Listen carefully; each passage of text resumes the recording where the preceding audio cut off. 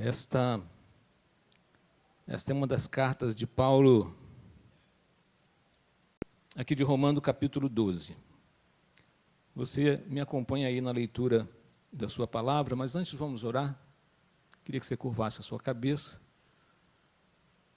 Senhor, nós queremos essa noite te pedir que a tua palavra ela possa achar um lugar no coração de cada um de nós essa noite.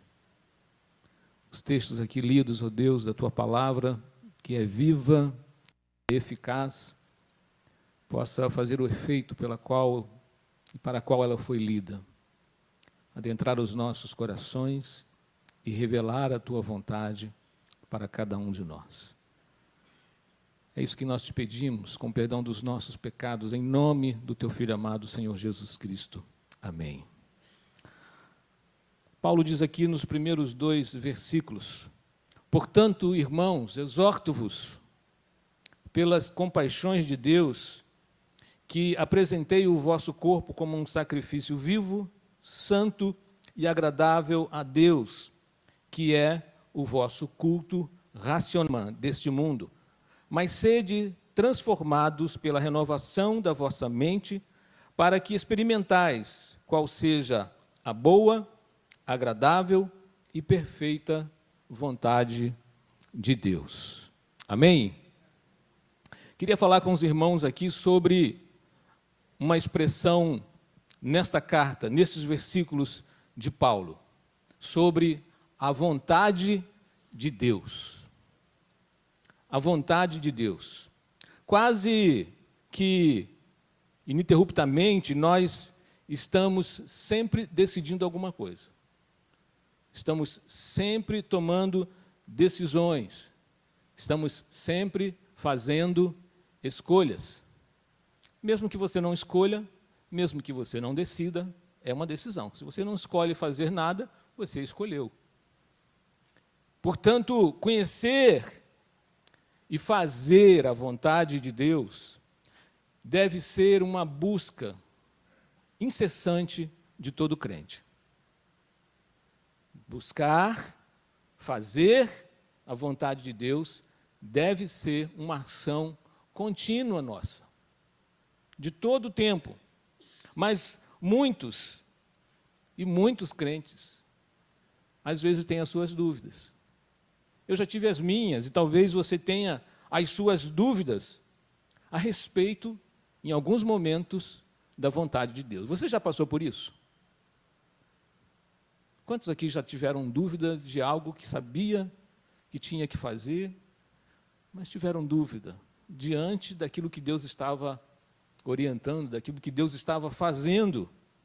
Mas essa é a realidade de muitos. Mas como saber qual é a vontade de Deus em relação às inúmeras e constantes escolhas que eu e você precisamos fazer durante a nossa existência? Porque são muitas escolhas, são muitas as decisões que você precisa fazer. Como discernir, como conhecer a vontade de Deus? Como é que acontece a vontade de Deus? E mais do que isso, não só conhecer, porque você pode conhecer, mas praticar é outra coisa. E nós precisamos não só conhecer, mas como praticar a vontade de Deus. E acredito que muitos aqui, como nós já oramos, como nós já comentamos, na maioria das vezes nós adentramos a casa do Senhor, nós vamos à casa do Senhor tentando saber, descobrir a resposta para algo que está incomodando o nosso coração. Para algo que nós já perguntamos a Deus várias vezes. Para algo que nós deixamos no trabalho, na gaveta, que vamos encontrar segunda-feira, como eu sempre costumo dizer. Você vai voltar para o trabalho, você vai voltar para o seu convívio social, profissional, acadêmico, com questões, com dúvidas, porque você ainda não achou uma resposta de Deus para aquilo que você perguntou. E provavelmente hoje você entra na casa de Deus achando, buscando essa vontade, essa revelação, que Deus esclareça, que Deus ilumine os seus pensamentos para que você tome uma decisão certa, uma decisão ajustada, uma decisão pela qual você depois não precise regredir, nem refazer algo de novo, seja em relação à sua vida familiar, sua vida profissional, sua vida financeira, que tantas são as razões, tantas são as coisas que nos incomodam, que nos preocupam. Muitos cristãos, para saber a vontade de Deus, fazem muitas coisas. Nós hoje vivemos num tempo em que as pessoas, elas estão sedentas disso. Elas estão fazendo de todas as formas, porque o ser humano, ele tem essa necessidade de encontrar Deus. Deus colocou isso dentro de nós. Deus colocou essa necessidade dentro de nós, de em todo tempo procurarmos a resposta de Deus. Independente do seu segmento religioso. Porque todos os segmentos religiosos que você vê por aí, eles são uma necessidade de achar a Deus. Embora muitas delas não vão deixar a pessoa da forma como Deus quer. Mas muitas pessoas, elas vão em busca disso, de saber a vontade de Deus, e elas fazem muitas coisas. Vão a lugares, buscam coisas, se apegam às coisas, achando ou entendendo que são poderosos para fazer, trazer a resposta. Vão às pessoas, julgando que essas pessoas sejam mais poderosas, que orem melhor ou que façam coisas mais espirituais. Vão às caixinhas de promessas. Quem já teve uma caixinha de promessa aqui? Eu já achei, às vezes, arrumando umas coisinhas lá. Não que seja proibido, você ter uma caixinha de promessa. Mas a caixinha de promessa é uma tentativa que todas as vezes que você acorda cedinho, qual é o objetivo? Achar uma coisa, Deus está falando comigo. É uma busca para se fazer a vontade de Deus. Muitos vão buscar os portais, vão buscar os 370 e tantas outras coisas que você vê e ouve por aí. E essas pessoas estão atrás de saber qual é a vontade de Deus para a vida delas. E nessa linha de raciocínio de que se vai buscando todas as formas e maneiras de se achar a vontade de Deus, se a gente for por essa linha de raciocínio, muitos iriam gostar que existisse algo mais poderoso do que tudo isso. Você já imaginou se existisse uma cartomante evangélica? Quem sabe uma bola de cristal bíblica? Pode ser que em algum momento isso surja por aí. Eu não duvido. Você duvida? Porque as pessoas anseiam por saber desesperadamente qual é a vontade de Deus. Há pessoas que vivem constantemente ansiosas, inquietas e muitas vezes confusas com relação à vontade de Deus, porque pensam que Deus tem uma vontade estabelecida para todos os mínimos detalhes da sua vida. E imagine alguém que tem esse pensamento de que Deus está estabelecendo todos os detalhes para todas as coisas na sua vida. E aí acham que, de repente, tem que consultar a Deus para saber com que sapato ela vai sair de casa. E aí consulta a Deus para saber se aquela roupa que ela vai sair vai agradar a Deus. É até uma boa coisa, dependendo da roupa que você vai tirar do armário. Mas pessoas que oram, de repente, no restaurante para Deus revelar qual é o prato que ele vai comer.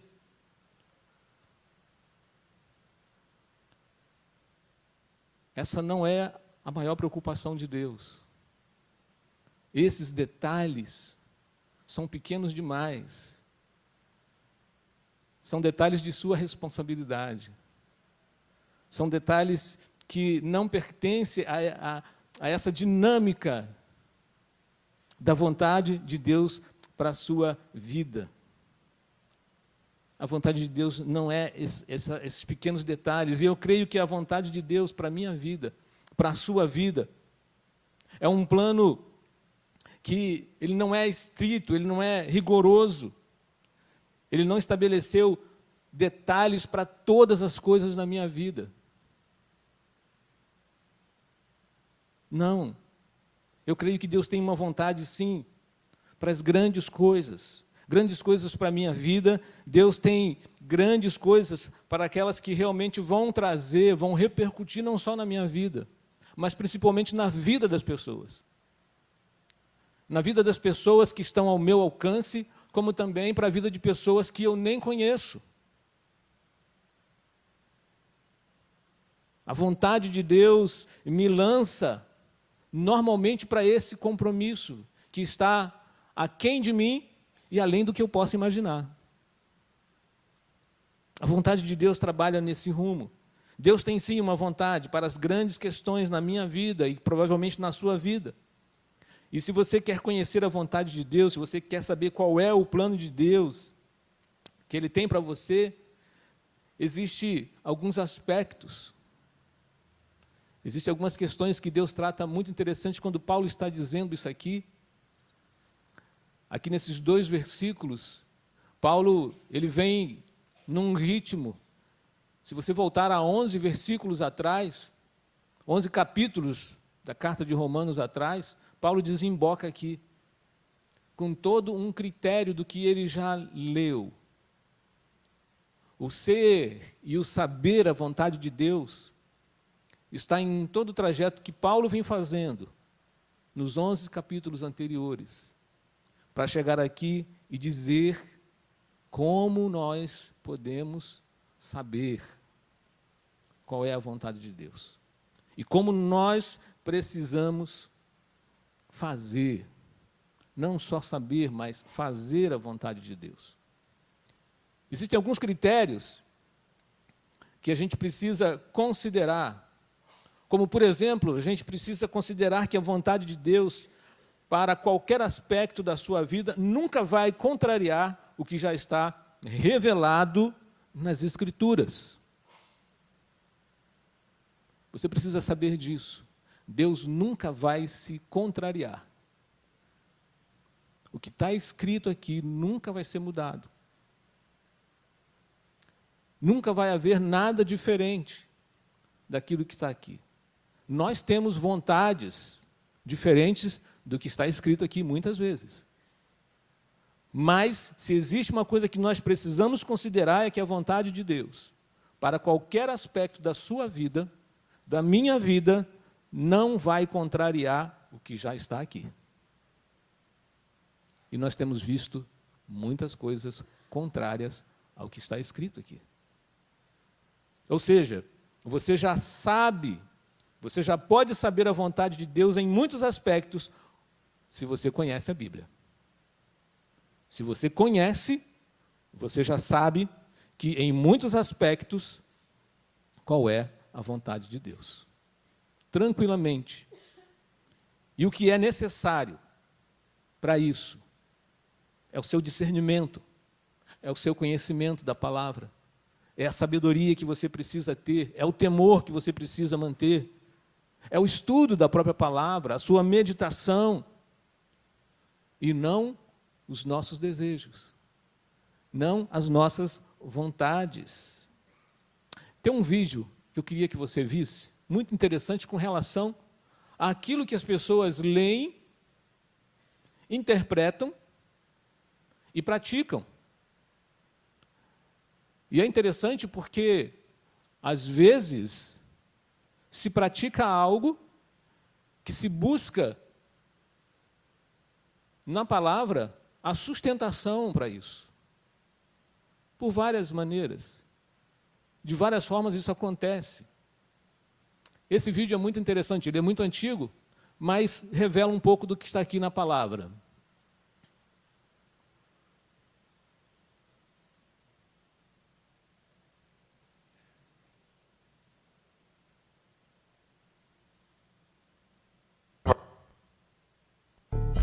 Você vai ver agora uma história muito estranha. Ela envolve um homem que se diz pastor evangélico, a vizinha dele e o marido da vizinha. Acompanhe só. A casa no bairro de Vila Nova de Colares, na cidade de Serra Grande Vitória, virou o centro das atenções. É onde mora um pedreiro que também se diz pastor. A vizinhança desconfia. Que é esquisito, é? Nunca vi falar que existia que o pastor tem direito nessas coisas. Essas coisas significam casos extraconjugais. O pedreiro pastor é Justino, de 50 anos. E foi na Bíblia que o pastor viu que poderia ter outras mulheres. Gostaria que alguém provasse para mim, biblicamente, aonde foi proibido um homem ter mais de uma mulher. Pouca gente frequenta os cultos do pedreiro que se apresenta como pastor. Umas 12 pessoas nas contas dele mesmo. E foi na convivência com os fiéis que Justino se viu envolvido em mais um caso extraconjugal. Aconteceu depois que uma mulher que mora na vizinhança contou a ele uns sonhos que vinha tendo. Na casa dela, a música evangélica pode ser ouvida de longe. A igreja entrando no céu. A mulher tem 4 filhos, é casada e prefere não aparecer. Disse que sonhou que teria filhos com um pastor. Uma revelação. Deus me levou a fazer isso. Não teve para onde eu correr. O marido também conversou com o pastor. Aceitou. Eu pensei comigo, se fosse a vontade de Deus, seria feito, né? Nós entramos em oração, pedindo a Deus misericórdia, porque seria uma das coisas mais difíceis da minha vida. O quê? E tomar essa decisão, pegar uma mulher que tem marido.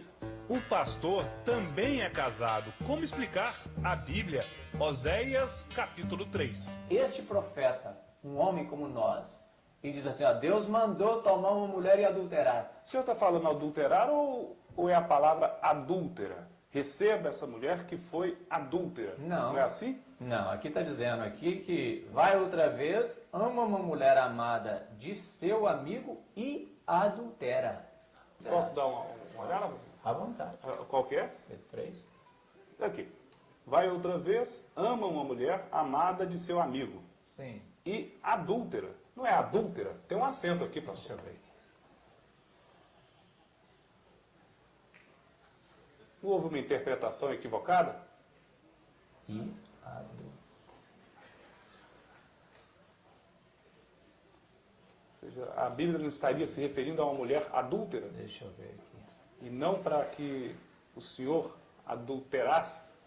Ah, tá. Inclusive foi bom nós mexermos aqui, porque uma coisa chama a outra, né? Por isso nós precisamos da direção do Espírito.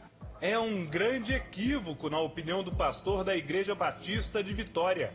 O capítulo de Oséias fala de perdão a uma mulher adúltera. A Bíblia também é clara com relação às obrigações de um pastor. Um pastor ou um bispo deve ser irrepreensível e deve ser marido de uma só mulher. Então, isso é palavra de Deus, é a Bíblia. A necessidade do povo, do nosso povo como um todo, conhecer a palavra para não ser enganada por qualquer pessoa que se levante com um livro preto na mão, ou com a Bíblia ou qualquer outro livro, levando as pessoas a errar. Quantas pessoas buscando a vontade de Deus de uma forma tão errada? Quantas pessoas interpretando equivocadamente a Bíblia, dizendo o que Deus não disse, fazendo o que Deus não mandou. E como nós vimos, a vontade de Deus na nossa vida, ela não vai contrariar a ela mesma. Como o próprio pastor Micenas falou ali, há tantos outros textos, tanto no Novo como no Velho Testamento, que mantêm a sobriedade de um homem que é marido de uma só mulher. Porque essa é a vontade básica de Deus. A própria palavra, ela vai estabelecer os princípios mais básicos, os valores mais óbvios para a nossa vida. Então, fazer a vontade de Deus, é necessário que você Conheça a Bíblia. Fazer a vontade de Deus requer que você exatamente saiba o que Deus está dizendo. E nessa hora entra todo o cuidado na sua interpretação, na sua condição, né, de saber ler, saber interpretar. Não estamos dizendo que uma pessoa sem estudos não pode interpretar, não pode ler, mas é necessário muito cuidado para que os seus desejos não sejam uma mola para estar agindo como se Deus estivesse autorizando, como se Deus estivesse permitindo. E é interessante que não é a primeira, não foi a primeira. Foi difícil para ele porque essa era a casada. Então você vê que é um processo, é um erro que vai se repetindo, se achando que é da vontade de Deus. Uma outra coisa que a gente precisa considerar é que a vontade de Deus, para a minha e para a sua vida, nunca vai contrariar o que já está revelado, como nós vimos ali. Não há a menor possibilidade, né? Um acento ali fez toda a diferença. Mas a própria Bíblia já estabelece em outros sentidos como deve ser um servo do Senhor. Não é só o pastor, né, mas um crente, ele se torna um sacerdote. E é necessário, então, que ele entenda a vontade de Deus para a sua vida, de como ele tem que ser, de como ele tem que agir. Então, saiba, qualquer situação em que nós estejamos buscando saber qual é a vontade de Deus, qual é a direção que nós precisamos tomar, nós precisamos entender e saber no que nós estamos nos envolvendo. Porque se eu acho que é da vontade de Deus, mas se eu percebo que isso envolve um pecado, que isso envolve um erro, você já pode saber de antemão que isso não é a vontade de Deus. Numa situação dessa, se você conhece a Bíblia, você ia saber que não é a vontade de Deus. E quantas coisas mais vai se fazendo achando que é da vontade de Deus, mas por desconhecer a palavra e por desconhecer o que já está revelado, vai se errando. E vai se criando escândalos pelo caminho. Imagine quantas pessoas não viram essa reportagem. E quantas pessoas não acharam que todos os pastores provavelmente tenham esse tipo de simplicidade. É um homem simples, é um homem humilde. Nada impede que ele seja crente, um santo, um servo do Senhor. Mas o perigo da revelação, da tradução e de revelar a vontade de Deus para os outros, isso é mais complicado, isso é mais delicado. Você precisa saber qual é a vontade de Deus em todas as coisas que você está fazendo, sim. Nas coisas que você quer empreender, nos projetos que você sonha, naquilo que você quer se envolver.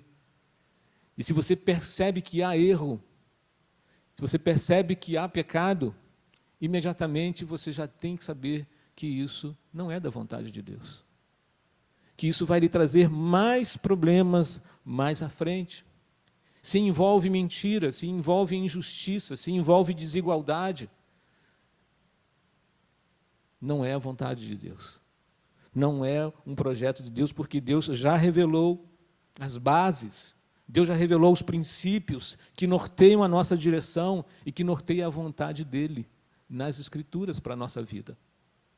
Ele nunca vai contrariar um conceito dEle. Ele nunca vai contrariar um princípio dEle. Nunca. Saiba também que a vontade de Deus nunca será prejudicial. Nem para mim e nem para os outros. Não será. Às vezes não vamos saber ou não vamos compreender o que Deus está determinando naquele momento. Às vezes não vamos conseguir entender a direção que Deus está dando naquele momento, porque às vezes ela não vai nos agradar. Às vezes ela vai nos espantar, vai nos preocupar. Quantos homens na Bíblia nós vamos lendo e Deus lhes pediu coisas em que o coração desses homens começou a borbulhar de medo, de preocupação, de ansiedade, porque não sabiam como ia ser no dia seguinte. Nos Juízes, quando nós começamos a ler alguns juízes que Deus chama para serem juízes daquele povo, sim. Como? Fica calmo. Imagine o coração de Abraão, quando Deus lhe diz: me dá Isaque. Que vontade é essa, Senhor? Nós, às vezes, não conseguimos entender, mas uma coisa fica bem clara, que a vontade de Deus nunca será prejudicial. Nunca será escandalosa. Nunca trará vexame. Nunca trará nenhum tipo de dano. Nunca vai macular a ética ou a moral que você tem. Mas, se nós seguirmos a vontade de Deus, nós podemos ter a plena certeza de que ela não vai ser prejudicial, de que ela não vai ser escandalosa. O texto que Paulo revela aqui no versículo 2, ele diz que nós vamos experimentar. Experimentar o quê? Qual seja a boa, agradável e perfeita. Perfeita a vontade de Deus. E é bom que você se lembre disso. Todas as vezes que você estiver diante de uma situação em que você precise tomar decisões, precise tomar atitudes, precise fazer escolhas difíceis, se ela não envolve pecado, se ela não envolve injustiça, se ela não envolve mentira, você vai estar seguindo na direção daquilo que é bom, daquilo que é agradável, daquilo que é a perfeita vontade de Deus. E quando os nossos interesses, quando os nossos desejos, quando as nossas preferências, elas tomam a frente, aí sim, nós estamos em risco. Quando nós colocamos as nossas preferências, os nossos desejos, as nossas vontades na frente da de Deus, nós estamos em grande risco. Nós estamos em um grande perigo. Estamos fadados à derrota, estamos fadados ao vexame, ao escândalo, ao escárnio, às piadas, como esse pastor.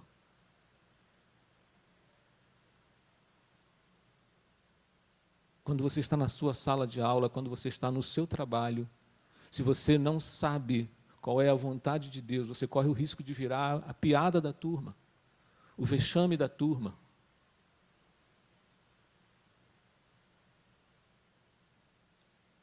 Nós precisamos saber a vontade de Deus. Precisamos conhecer a vontade de Deus. E Paulo deixa isso muito claro. Rogo-vos, pois, irmãos, pela compaixão de Deus, que apresentei os vossos corpos como um sacrifício vivo, santo, agradável a Deus, que é o vosso culto racional, e não vos conformeis a este mundo, mas transformai-vos pela renovação da vossa mente, para que experimenteis qual seja a boa, agradável e perfeita vontade de Deus. Você quer conhecer a vontade de Deus para a sua vida? Você tem só duas condições. Apenas duas condições. Paulo diz: apresente-se, apresente o seu corpo como um sacrifício vivo. Vivo. O resultado dessas condições que Paulo estabelece aqui para nós será a experiência com Deus, será o conhecimento de Deus e será a experiência com Deus. Porque não é suficiente apenas eu e você sabermos qual é a vontade de Deus. Não é suficiente, Deus não quer só isso. Apenas saber não basta, porque Deus quer um pouco mais. Deus precisa de nós um pouco mais. Porque nós podemos discernir, sim, podemos discernir muitas vezes a vontade de Deus. Mas como nós falamos aqui, quantas vezes a vontade de Deus vai ser diferente da sua, vai ser diferente da minha. Deus diz, saia do seu emprego. E aí?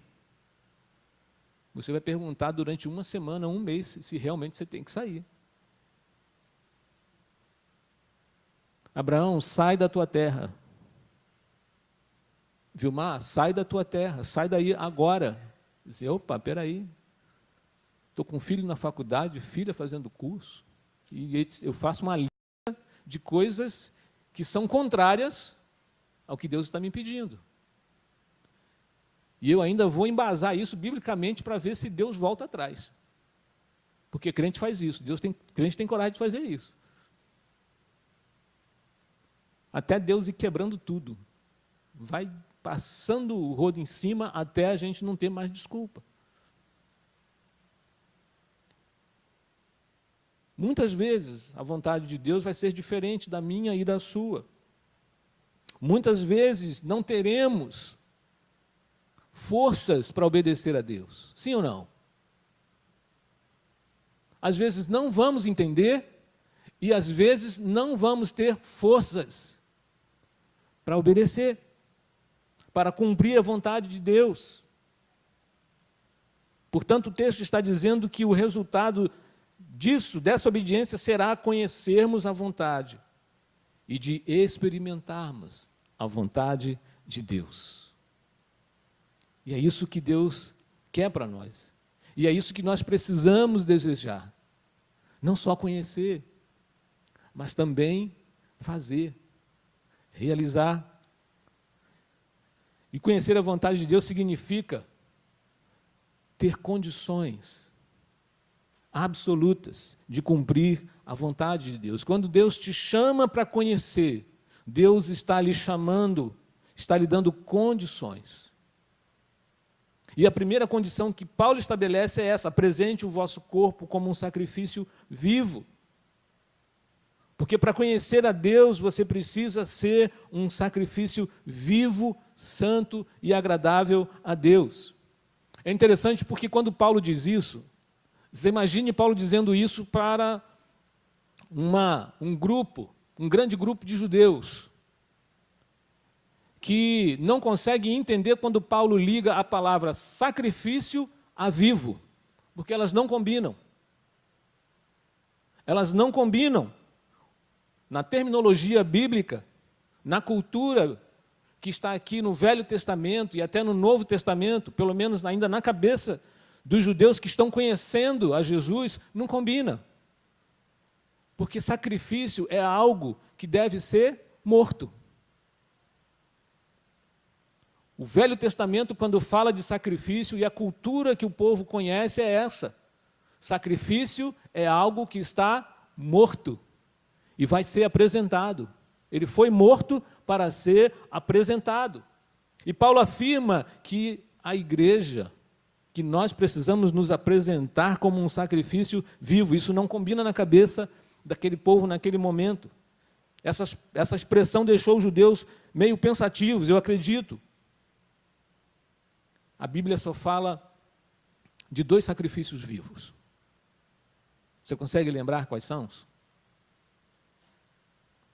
Jesus, porque ele se apresentou vivo para um sacrifício que nos trouxe a salvação, a remissão dos nossos pecados. Jesus Cristo deu a sua própria vida, não discutiu a vontade do Pai.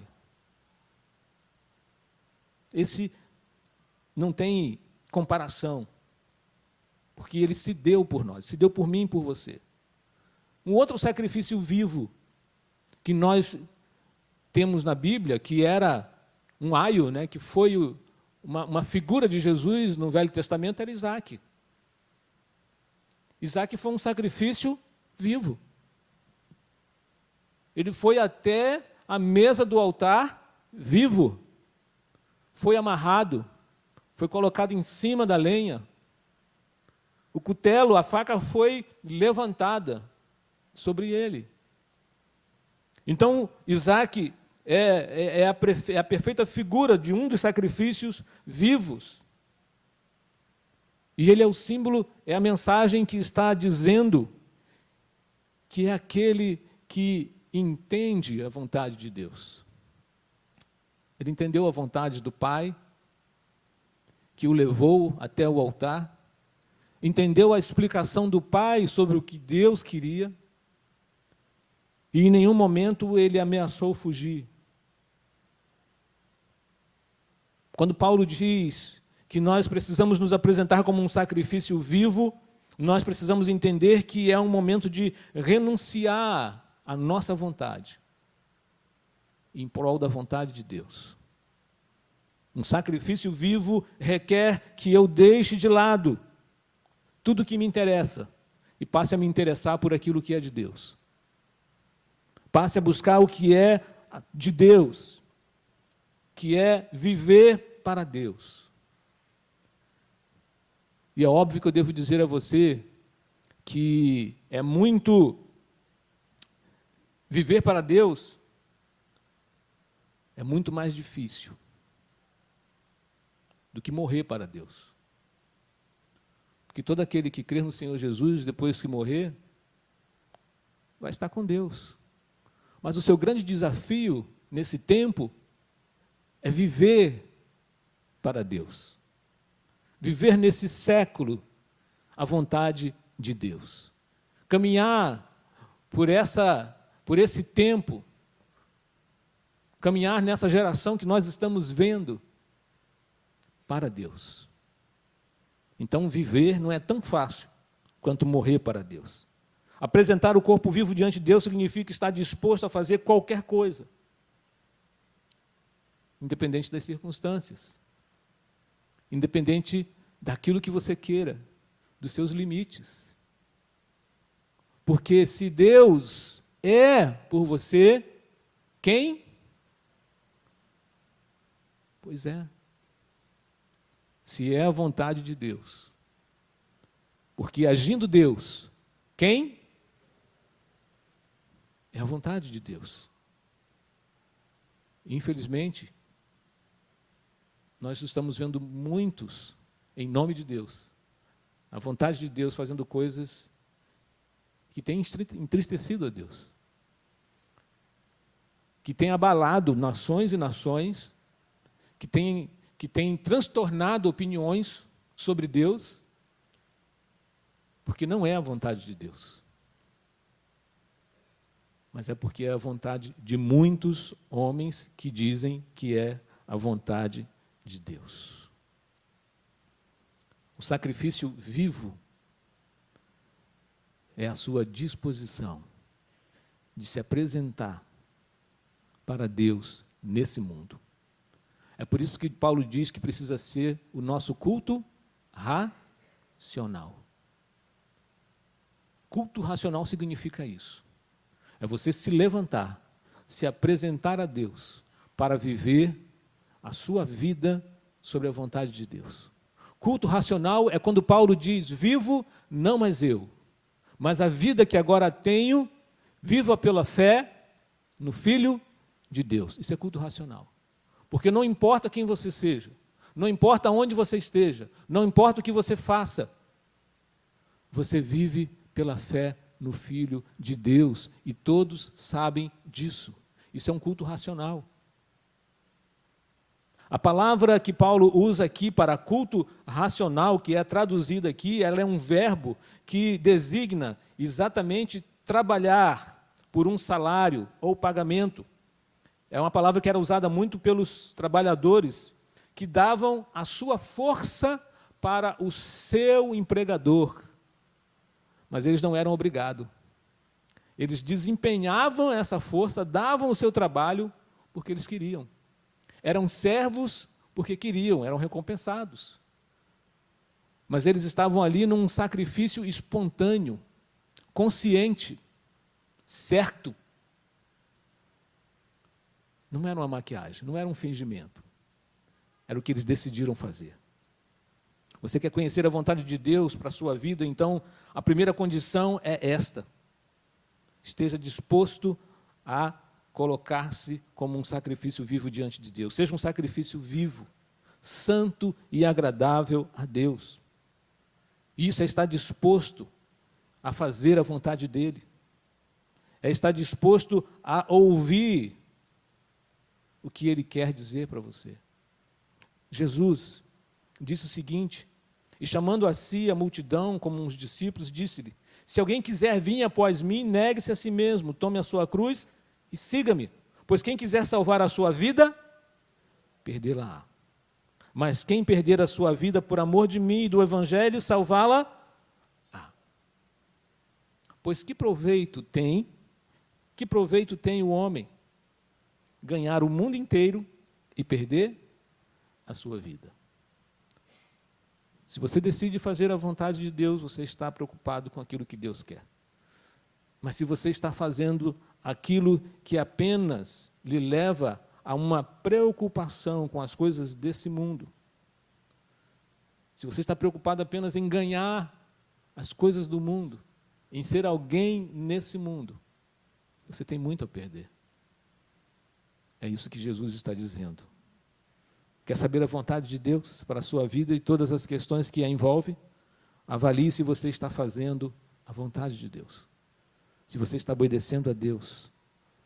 Uma outra condição, e a segunda e a última, ele diz, transformai-vos pela renovação da vossa mente. É uma segunda condição, em não se conformar com esse mundo, com esse tempo, mas transformá-lo pela renovação da sua mente. É uma decisão que você toma. É uma decisão que você precisa tomar de não se conformar com o que você está vendo, com o que você está ouvindo.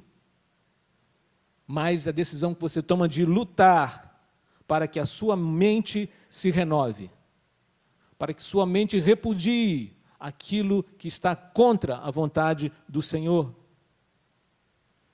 E é interessante aqui porque os verbos estão no passivo, então significa que você se coloca para fazer. É você quem se disponibiliza para realizar. É a sua batalha espiritual. É a sua luta que você se envolve todos os dias. É a luta pela sua salvação. É o que Paulo vai dizer aos Filipenses, capítulo 2, versículo 12, quando ele diz, desenvolvei a vossa salvação com temor e tremor. Com temor e tremor. Isso é buscar a transformação de uma forma mais simples. Nós podemos entender que Paulo está dizendo, não trate a sua salvação de maneira descuidada. Considere-a, pense no que você está fazendo. Para onde você está indo. O que você está dizendo. Como você está fazendo. O desejo de Paulo é que nós que sabemos a vontade de Deus, que nos colocamos para transformar esse mundo através da nossa mente, possamos nos apresentar e apresentar uma vida digna do Evangelho, como ele diz no primeiro capítulo das cartas aos Filipenses. Viver uma vida digna do Evangelho, como viveu o Senhor Jesus Cristo. A sua mente, querido, saiba que ela é muito disputada. Muito disputada. Ela é um território que está sendo disputado por Satanás também. As grandes mentes, elas são disputadas pelos grandes empresários, pelos homens que buscam Porque é o produto mais valioso que existe, é a sua mente, é o que está dentro da sua mente, a sua capacidade, a sua inteligência. Mas no mundo espiritual isso também importa. Porque se Satanás tiver o controle da sua mente, aí então você não vai conseguir transformar da forma como Deus quer que você transforme esse mundo. Até porque o agente de Satanás para moldar a sua mente se chama o mundo. O que é que a Bíblia diz? O mundo jaz no maligno. Então, o mundo é o agente que Satanás usa para moldar a sua mente, para tentar diluir, diminuir, destruir tudo que fale de Deus, tudo que representa a Deus.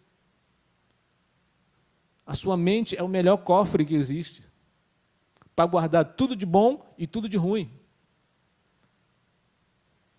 Mas o agente de Deus para transformar e renovar a sua mente é o Espírito Santo. Ou você submete a sua mente, ou você deixa a sua mente sobre a liderança do Espírito Santo, ou Satanás vai usá-la. Vai conduzir você para uma outra direção, a escolha que você faz, as coisas que você deseja. Se está sendo tudo conformado com o mundo, mas não está sendo transformado pelo Espírito Santo, então você não consegue transformar o mundo pela sua mente. Você não consegue, e por isso você vai se amoldando. Porque é só uma mente transformada pode discernir e obedecer a Deus. Só uma mente cheia do Espírito pode resistir, pode discutir e avaliar aquilo que é vontade de Deus e aquilo que é vontade do inimigo. E o que nós precisamos é permitirmos sermos renovados e transformados pelo Espírito Santo de Deus. Paulo diz aos Romanos, no capítulo anterior, porque se viver de segundo a carne, a vez de morrer, mas se pelo Espírito mortificardes as obras do corpo, vivereis. Se o Espírito não tomar conta da sua mente, você não transforma. E como esse mundo, espiritualmente, você vai estar morto. Muitas pessoas querem o poder do Espírito Santo. Quantas igrejas, quantas pessoas usando isso como um marketing, anunciando o poder que existe naquele lugar, o poder que é realizado naquele lugar, porque é como se Deus só estivesse naquele lugar. Então hoje, muitos querem o poder do Espírito Santo, mas o que nós precisamos é da direção do Espírito Santo. Mais do que do poder, nós precisamos da direção. Porque Jesus, antes de sair desse tempo, desse mundo, ele disse, lá em João 14, mas aquele Consolador, o Espírito Santo que o Pai enviará em meu nome, esse vos ensinará as coisas e vos fará lembrar de tudo quanto vos tenho dito. Jesus não está preocupado. Jesus não quer que você tenha esse tipo de poder. Você quer conhecer a vontade de Deus? Você precisa ser conduzido pelo Espírito Santo, para que sua mente se amolde àquilo que o Senhor está ensinando, aquilo que Jesus disse, aquilo que Jesus ensinou. Muitos querem usar o Espírito Santo, mas o que Deus quer é que você seja usado pelo Espírito Santo. Muitos querem escravizar o Espírito Santo, colocar o Espírito Santo como um produto, como algo que pode ser dado, vendido. Mas, pelo contrário, Deus quer que você seja usado por Ele. Por isso, a nossa mente precisa ser renovada, cuidada. Que essa noite você saia daqui entendendo que a vontade de Deus depende do que você vai fazer com a sua vida. Depende exatamente dessas condições, de você se apresentar como um sacrifício vivo e de você manter a sua mente intacta à disposição do Espírito Santo de Deus. Amém? Então, se você quer conhecer a vontade de Deus, apresente o seu corpo como um sacrifício vivo, um sacrifício agradável a Deus. Permita que a sua mente todo o tempo seja renovada pelo Espírito. Não se conforme com o que os seus olhos estão vendo à sua volta. Não ceda a sua mente para achar que isso é normal, para achar que isso é bom, achar que isso é legal, de tudo que você tem ouvido e visto, mas não se conforme com o que o mundo está apresentando sobre vários temas que a Bíblia está dizendo que não é assim. Viva sobre a influência do Espírito Santo e da sua palavra. E volte para casa, querido, com essa decisão de não abrir mão de conhecer a vontade de Deus. Amém? Vamos orar? Curve a sua cabeça. Vamos pedir ao Senhor que Ele nos ajude nas nossas limitações e na nossa tarefa de nos mantermos à disposição e nos mantermos fiéis à vontade que vem dEle. Talvez essa noite você, com certeza, esteja perguntando a Deus como fazer, o que dizer, o que decidir. Talvez esteja preocupado como vai acontecer, como vai ser. Mas eu quero que você saia daqui essa noite, querido, certo de que o Senhor